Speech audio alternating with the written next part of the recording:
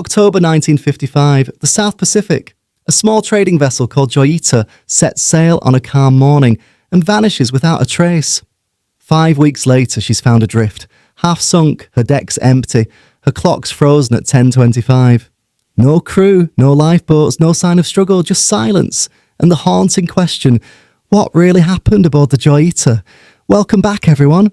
It's great to have you here. If you love true historical mysteries, lost ships and forgotten legends, you're in the right place. Because today, we're diving deep into one of the Pacific's eeriest ghost ship stories, the baffling disappearance of the MV Joyita.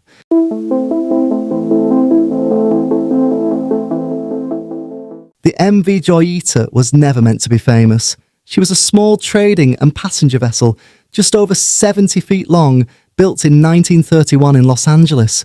Constructed from strong Douglas fir, she had once been proud and sleek, a vessel built for private luxury.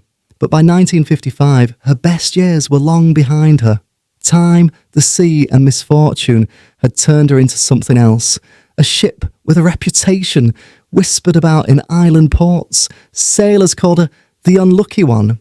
Her story before 1955 already read like a curse. During her early years, the Joyita had suffered engine failures, mysterious leaks, and accidents that seemed to defy reason. Once, she ran aground in a storm off the coast of California and was left abandoned for months before being repaired. Another time, her engines failed mid-voyage and she had to be towed back to harbour by a fishing trawler. Everywhere she went, misfortune seemed to follow. Small accidents, strange mechanical faults, or inexplicable delays. Still, she was rebuilt again and again, as if defying her own bad luck. When the US Navy acquired her during World War II, she served humbly as a patrol boat and medical transport in the South Pacific. After the war, she was sold off, stripped of her military fittings, and returned to private hands. By 1955, she belonged to Captain Thomas Dusty Miller, a seasoned sailor who ran cargo and passenger trips between Samoa, the Tokelau Islands, and Fiji. Miller was respected in Apia, the bustling capital of Western Samoa, a man known for his calmness and practical mind. He had bought the Joyita for cheap, knowing her checkered past, and had personally overseen her modifications, but even Miller couldn't quite shake the ship's bad luck. Locals claimed she had the sea's memory, that she remembered every storm, every wreck, every death. Fishermen joked nervously that no voyage on the Joyita ever ended quite as planned. Still, Captain Miller trusted his ship. She was solid, even if temperamental, and on October the 3rd, 1955, he prepared for what should have been a simple, routine trip, a 270-mile journey from Apia to the Tokelau Islands, expected to take less than 2 days. The morning sun shimmered over the harbour that day, the sea as calm as a mirror. Around the Joyita, dock hands moved quickly, loading cargo, fuel drums, sacks of rice, empty oil drums, and crates of medical supplies bound for Tokelau. There were 25 souls aboard. Captain Thomas Miller, 45, the ship's master. His chief engineer, a Samoan named Daniel Mackenzie, quiet and capable. Several crewmen, mostly local islanders who had worked together for years. Dr. Alfred Andy Parsons, a British physician travelling to treat patients on the outer islands. A few government officials, traders, and even a mother and her 2 children returning home. All ordinary people, all expecting to see Tokelau by the next evening. Miller walked the deck in his khaki uniform, a cigarette hanging from his lips, checking the ship's fittings. The Joyita was far from perfect. One of her engines had failed months earlier, and repairs had been delayed. She was now running on a single working engine. Not ideal, but Miller trusted it would do for such a short voyage. The ship's radio had also been acting up, its range limited to about 50 miles. Miller had requested repairs, but the local engineer hadn't arrived in time. He decided to sail anyway, confident that weather conditions were perfect. At 5 a.m, with the cargo loaded and the passengers aboard, the Joyita slipped out of Apia harbour. The sound of her lone engine echoed faintly against the still waters. On shore, fishermen waved lazily from their canoes. No one suspected that it would be the last time the Joyita would be seen afloat with anyone aboard. As the ship cleared the coast, the mood was light. The passengers chatted, children laughed, and the air smelled of diesel and salt. The crew worked easily, tightening ropes, checking barrels, watching the horizon. Miller stood at the helm, scanning the sky. The Pacific stretched endlessly ahead, vast and blue. To the untrained eye, it was peaceful, a paradise of glittering light. But to a sailor, it was something else entirely, an unpredictable expanse that could turn from calm to chaos in minutes. Still, the charts showed no storms ahead. The Joyita steamed onward, her bow cutting through gentle swells, her white hull gleaming in the sunlight. As dusk fell, the ship settled into its night rhythm, lanterns glowing softly, the hum of the engine blending with the sound of waves. Dr. Parsons, the British doctor, wrote in his journal about the calm beauty of the Pacific night. Crewmen played cards on deck. Somewhere below, the children whispered and giggled before falling asleep in their bunks. No one knew that somewhere in that same vast ocean, the seeds of disaster were already forming, a slow, silent chain of failures that would soon unravel into one of the Pacific's greatest mysteries. 500 miles of open ocean stretched between the Joyita and her destination. She would never arrive. The morning after leaving Apia, the Joyita steamed smoothly through the South Pacific. The sea shimmered under a pale, cloudless sky. The crew moved with easy confidence, hauling ropes, adjusting the compass, cleaning the decks. The air smelled of salt and fuel, and from the galley came the faint aroma of fried fish and coffee. Captain Miller kept a steady hand on the wheel. Though they were operating with only one engine, the Joyita seemed to be holding her pace around 5 knots, slower than usual, but manageable. The passengers had settled into the lazy rhythm of island travel. Dr. Parsons treated seasick children below deck, while the traders played cards under the shade of the awning, but the Joyita had a way of hiding her troubles until it was too late. Around midday, the chief engineer, Mackenzie, approached Miller with a furrowed brow. The temperature gauge on the working engine was running high, dangerously high. Miller ordered the speed reduced and inspected the pipes himself. Saltwater cooling systems on old ships like this were notorious for clogging, and there wasn't much they could do in the middle of the ocean. Still, Miller didn't panic.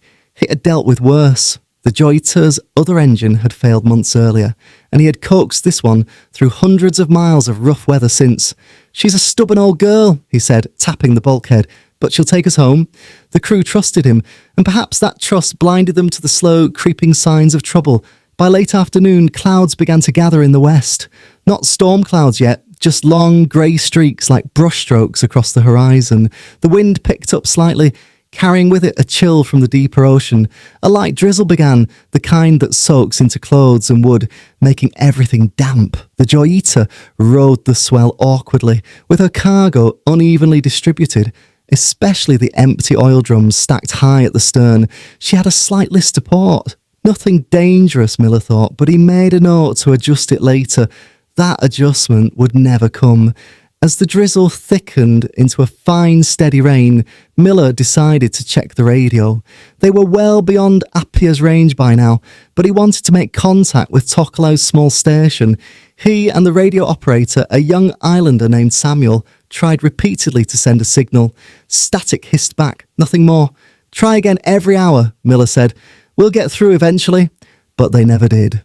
The Joyita's radio, already in poor condition, had a broken antenna insulator that limited its range to just a few miles, not nearly enough for the vast distances of the open Pacific. The ship was effectively alone now, her voice lost in an ocean of silence. By the second night, something had changed.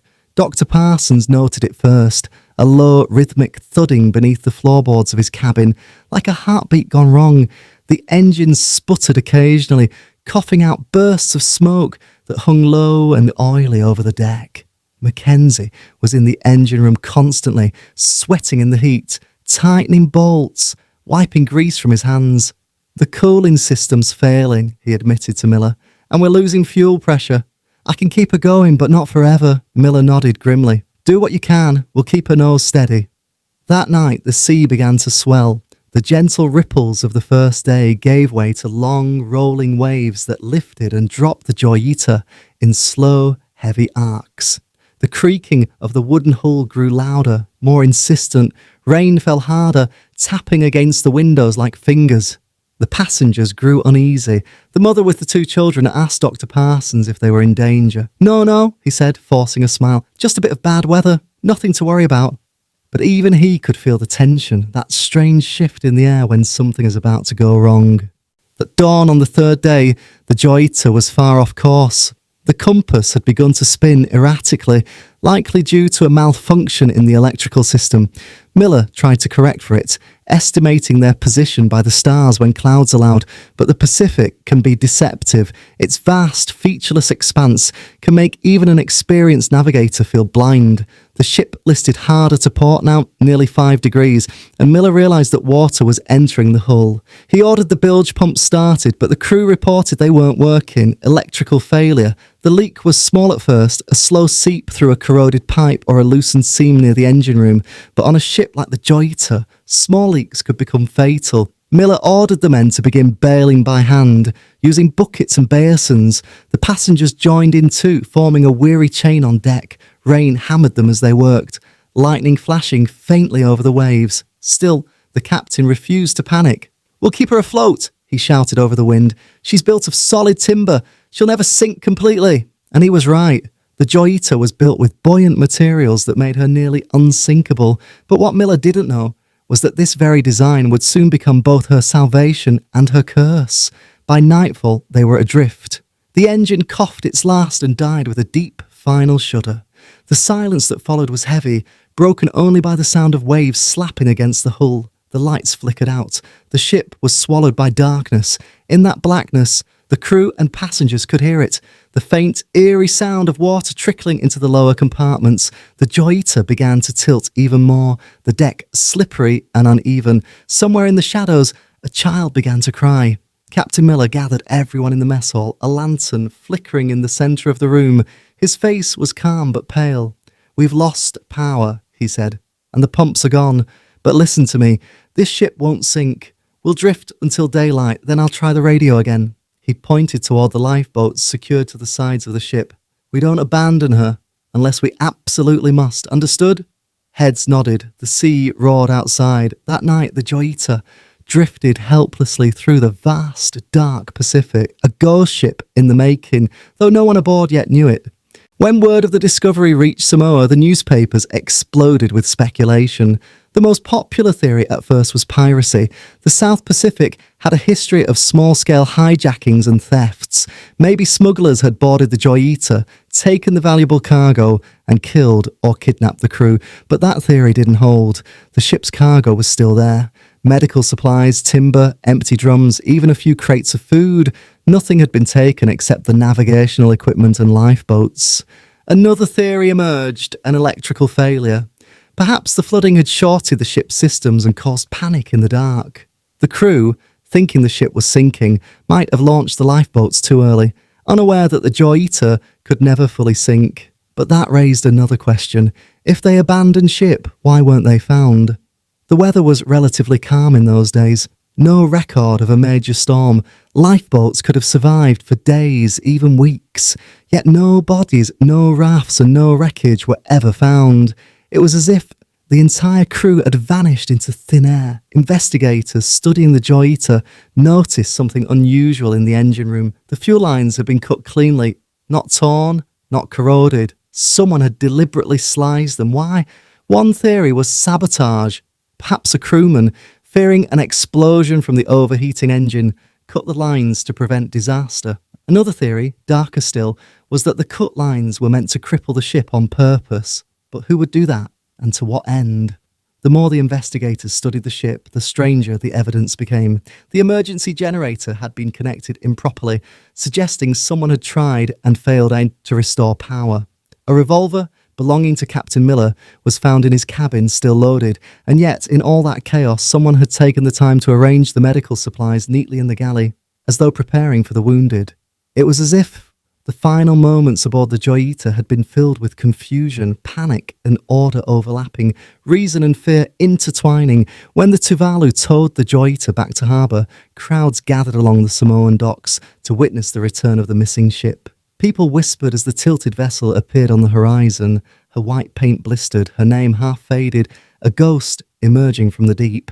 Newspapers around the world called her the Mary Celeste of the Pacific, a reference to the 19th century mystery ship found deserted in the Atlantic. The image of the Joyita, empty, broken but still afloat, haunted those who saw her. Parents of the missing passengers stood in silence as she was brought ashore, tears glinting in the tropical sun. She looked alive and dead all at once. As months passed and no trace of the crew was ever found, the story of the Joyita began to evolve from tragedy into legend. Sailors claimed to have seen ghostly lights near where she was found. The souls of the lost crew, they said, still trying to signal home. Others insisted she had been caught in a top-secret military operation, that the US Navy had intercepted her and silenced everyone aboard. A few believed the captain had gone mad, that Miller, pushed to breaking point by stress and failing machinery, had ordered everyone into the lifeboats. Maybe they drifted away, never realising the ship they left behind would stay afloat for weeks. But whatever happened in those dark hours of October 1955, one thing was certain. No one ever saw the 25 people of the Joyita again. When the Joyita was hauled into Suva Harbour, the world's curiosity had already turned into obsession. A ship adrift for over a month, 600 miles off course, unsinkable yet abandoned, and no sign of her 25 passengers and crew. It was a maritime riddle that demanded answers. The New Zealand Marine Court of Inquiry was convened in December 1955. Investigators, engineers and naval officers crowded into a narrow chamber, while journalists packed every seat. They wanted to know one thing: why did they leave? The first inspection report was both revealing and maddening. The Joyita was in poor shape, but not beyond hope. Her port engine was inoperable, the results of a broken cooling pipe that had leaked water into the bilge. The starboard engine was partially functional but had been shut down. A thin film of oil slicked the flooded deck, and the interior reeked of diesel and salt. The hull, though scarred, was sound. She had not struck anything. The cork-lined bulkheads, Miller's design modification after years at sea, had indeed kept her from sinking. She was a survivor. The ocean had tried to claim her, but the Joyita refused to go under. That made her abandonment even harder to explain. Two details fascinated the court. The ship's clock stopped at 10:25. The radio, tuned to distress frequency, but with cut wiring, experts concluded the radio damage was not from corrosion or wear. It had been deliberately tampered with. The main antenna wire had been severed in a clean cut, rendering the transmitter useless. Who would do that? If it had been Captain Miller, it made no sense. He was an experienced mariner, trained in radio protocol. If it had been a crewman, why disable their only link to rescue? The stop clock also hinted at something sudden, an electrical loss perhaps, or a surge that froze the mechanism. But that didn't narrow down when it had happened. Had it been on October 4th, a day into the voyage, or later, as they drifted powerless and afraid? No one could say. One of the few chilling traces of human presence was found near the port rail, a piece of medical gauze stiff with dried blood. Nearby, the doctor's bag was open, its contents scattered. There was no sign of a struggle, no bullet holes, no weapon, no overturned furniture. But that one bloodstain hinted at injury. Some speculated that a crewman or passenger had been hurt during the flooding, prompting panic. Others wondered if it was the captain himself. If Miller had been injured or incapacitated, leadership might have fallen apart quickly. Panic at sea is infectious. It spreads faster than fire. Rumours began circulating among dock workers and Samoan sailors. Mutiny. Captain Thomas Dusty Miller was known as a hard man, a perfectionist who brooked no argument. He had rebuilt the Joyita himself after years in disrepair and was fiercely protective of her. Some who had sailed under him described him as brilliant but unpredictable. Had there been a confrontation? Had someone challenged his orders when the ship began to flood? One theory suggested that Miller wanted to stay aboard, confident in the ship's buoyancy, but the others, terrified by the rising water and failing radio, insisted on abandoning ship. A fight may have broken out, leaving one injured, explaining the blood. Then perhaps they took the lifeboats and drifted away, straight into the vast emptiness of the Pacific. But this theory had one major flaw. Why didn't they come back? When dawn came and the Joyita still hadn't sunk, surely they could have seen her from a distance. Why didn't they row back to safety? Unless something or someone stop them. In one of the inquiry's strangest moments, a radio operator from Suva swore under oath that on October 10th, a week after the Joyita vanished, he had picked up a faint transmission on the emergency frequency, static, broken words, and then silence. He couldn't identify the call sign, but the tone was urgent. Others along the Pacific relay line claimed they too had heard odd bursts of code, untraceable during that same week.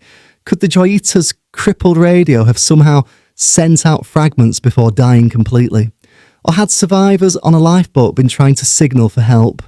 The inquiry had no proof, only mystery layered upon mystery. The Joyita's manifest listed her cargo clearly: 80 drums of diesel-fuel timber and empty oil drums, medical supplies, food for the Tokalo trading post. All of it, when found, was still aboard, though some drums had been opened and others shifted strangely, as if in rough seas.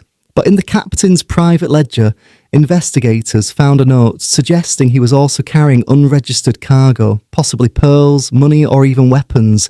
That revelation reignited the piracy theory. The Pacific, though largely peaceful by the 1950s, still had unpatrolled stretches where small-time raiders operated. A ship like the Joyita, slow and overloaded, would have been an easy target had pirates boarded her, taken what they wanted, and forced the crew into the boats. If so, why leave the valuable medical crates untouched? There were no bullet marks, no blood trails beyond the single bandage, and no shell casings. It was a mystery without violence, or at least without visible violence. Divers examining the Joyita's hull discovered crushed timbers on the port side just below the waterline. The impact wasn't from a collision with another vessel, more likely from floating debris or a coral reef. The gash had let in seawater slowly, flooding the bilge. The pumps had failed, likely from the broken fuel line, and the generator was miswired in a desperate repair attempt. Captain Miller, realising the ship couldn't move but wouldn't sink, may have ordered everyone to stay aboard, but if the deck was already at a 45-degree angle, fear would have taken over. The sound of gurgling water in the dark, the flicker of dying lights, the stifling heat inside a disabled ship. It could drive even seasoned sailors to despair. If they left, they did so in panic, and the ocean swallowed them whole. On February 3rd, 1956, the inquiry concluded its findings. The report was both clinical and inconclusive. The vessel was in a poor state of maintenance and unseaworthy. Her condition likely caused flooding and failure of power. The abandonment of the vessel appears premature and unnecessary. The loss of life is presumed due to exposure and drowning. In other words, panic and error. No crime, no pirates, no mutiny, just fear. But to those who knew Captain Miller, the verdict felt hollow. He was no coward. He would not have left his ship. Some whispered that the inquiry had buried uncomfortable truths about illegal cargo, secret operations, or even government involvement. Others clung to the simplest explanation that the Pacific had claimed another secret, as it always did. When the Marine Court of Inquiry adjourned and the official papers were filed away, many thought the mystery of the MV Joyita would fade like so many other sea stories. Half-whispered tales of bad luck and bad judgment, but that's not what happened. Instead, the Joyita lived on. Not as a shipwreck, but as a ghost. She became a riddle too haunting to forget. A floating question mark that refused to sink, both literally and in history's memory. After her recovery, the Joyita was refitted once more. Yes, incredibly, she sailed again. Despite her dark reputation, the vessel was considered too valuable to scrap. Engineers patched her hull, rewired her radio, and scrubbed away the salt that had crusted on every surface. But the sailors who came aboard afterwards spoke in hushed tones. They said she was cursed. One engineer refused to sleep below deck, claiming he heard footsteps pacing in the engine room at night. Slow, deliberate steps that stopped when he entered. Another crewman swore he found the captain's cabin door swinging open at dawn, though it had been bolted before he turned in. Even fishermen who passed her at anchor said she seemed to float differently, not riding the waves, but gliding through them, as if her hull no longer obeyed the sea. By 1957, few wanted to sail her at all. The Joyita was finally decommissioned and sold for scrap. Yet, somehow, parts of her lingered for years. A hull panel used in a warehouse, her wheel preserved in a private collection, her nameplate hanging in a small Suva bar where old sailors traded stories. But none could say what truly happened to her people. There were 25 souls aboard the Joyita, Captain Thomas Dusty Miller, his crew, 9 passengers, including a government official, a doctor and several traders, and the ship's boy, an apprentice, only 16 years old. Not one body was ever found. No drifting lifeboat washed ashore. No sign of clothing, papers or tools turned up on any nearby islands. The Pacific has swallowed countless lives, but this silence was uncanny, too complete, too total. It was as though the sea had chosen to erase them. Some islanders believed that strong currents had carried the lifeboats into the equatorial drift, a slow-moving oceanic stream that flows westward for thousands of miles. In such a current, even a sturdy lifeboat could vanish without trace. Others believed something stranger, that the crew had reached land, perhaps a small, uncharted island, and survived for a time. There were reports, never verified, of white men seen on remote atolls months after the disappearance, but no one ever confirmed them. It was a mystery left open like an unhealed wound. Over the decades, the Joyita spawned an entire ecosystem of theories, from the plausible to the wildly imaginative. 1. The mutiny theory.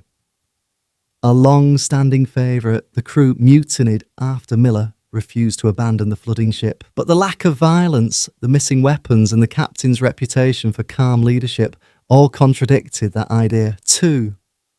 The pirate theory.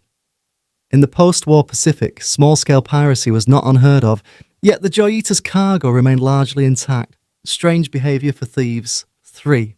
The US government theory. This one was whispered among locals in Apia, that the Joyita had been secretly carrying sensitive material or personnel linked to Cold War intelligence operations. Perhaps she had been intercepted, not by pirates, but by military forces under orders to make her disappear. No documents ever supported this, but secrecy was the Cold War's native language. 4. The ghost ship theory. And then there were those who believed the Joyita herself was to blame, that she was cursed long before 1955. After all, she had once sunk in 1948 only to be raised again. Some ships, one Samoan diver remarked, don't want to be saved. Whatever the truth, the name Joyita began to mean something beyond one tragedy. It became a symbol of the ocean's unknowability, of human fragility, and of how thin the line can be between logic and myth. In the 1970s, a retired naval officer named David Wright took a personal interest in the case. He had been a boy in Fiji when the ghost ship was found, and the story had haunted him ever since. Wright spent years tracking down fragments, old court transcripts, the captain's surviving relatives, even fishermen who'd seen the drifting hull. He believed the official inquiry had been too quick to close the file.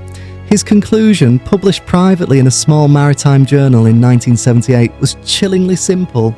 The crew of the Joyita did not abandon her because she was sinking. They left because they believed they were sinking. He theorised that when the cooling pipe burst, water flooded the bilge and the pumps failed. Without power, the radio could not send distress signals. In the half-light of dawn, with the deck tilted and the ship motionless, Miller and his passengers panicked. The cork-lined hull made her unsinkable, but they didn't know that. They launched the boats, hoping to reach Tutuila or Tokelau. A storm or strong current then scattered them, and they perished within days. To Wright, it was not a story of mutiny or conspiracy, but of human error born from exhaustion, fear, and the vast indifference of the sea. His account, though sober and rational, did little to quiet the mystery. People didn't want the Joyita to make sense. They wanted her to remain a ghost. By the 1980s, the Joyita had become part of Pacific folklore. Fishermen told her story to young deckhands before their first voyage, a warning about respect for the sea and for one's captain. In Samoa, she became a parable, a reminder of how panic can destroy even those who are safest. In New Zealand, she entered maritime law textbooks as a case study in poor maintenance and human misjudgment. And in popular imagination, she joined the ranks of the Mary Celeste, the Flying Dutchman, and other ghost ships that haunt the edges of the known world. By the late 20th century, the physical remains of the Joyita had all but vanished. Only scattered pieces of her were rumoured to exist. A brass porthole here, a splintered plank there, but every few years, someone claimed to have found a trace. a buoy with her serial number washed up on the Marshall Islands, a nameplate matching her lettering discovered in a wreck collector's yard in Suva, even a supposed logbook later proven fake. Still, she refuses to fade completely. In maritime museums and small coastal libraries, her name still appears under Unsolved Disappearances. The story resurfaces every decade, as if the Joyita herself insists on being remembered, the ship that would not sink and the people who did not return. The Joyita story endures because it captures a truth that transcends navigation or seamanship. It's about faith under pressure, about how easily certainty collapses when isolation, fear, and the sea surround you. Her crew's final moments remain unknown, but their lesson is eternal. Even the strongest vessel means nothing if the human spirit falters, and perhaps that is the greatest tragedy of all. Not that the Joyita was lost, but that she wasn't.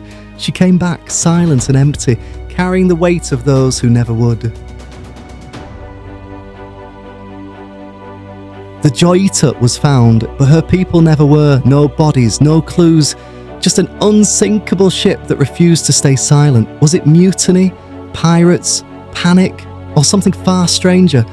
The Pacific has kept her secret for nearly 70 years, but the story of the Joyita reminds us that the sea always takes and never explains. Thank you so much for watching. If you enjoyed uncovering this mystery with me, make sure to like, subscribe, and join us again soon for another forgotten chapter of history that still echoes through time.